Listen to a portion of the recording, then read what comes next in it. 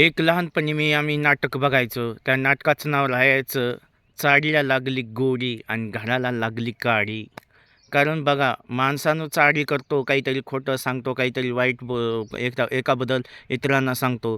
तर काही जणांचं काय होतं, मग पती-पत्नीमध्ये जरी भांडण लावलं तर नातं तुटतं किंवा संसार उद्ध्वस्त होतो किंवा मित्र-मित्रामध्ये तुटातूट होते किंवा अनेक नातेवाईक असतील त्यांच्यामध्ये तुटातूट होते. तर माणसं तोडणं सोपं आहे, पण जोडणं कठीण आहे या आजच्या या युगामध्ये.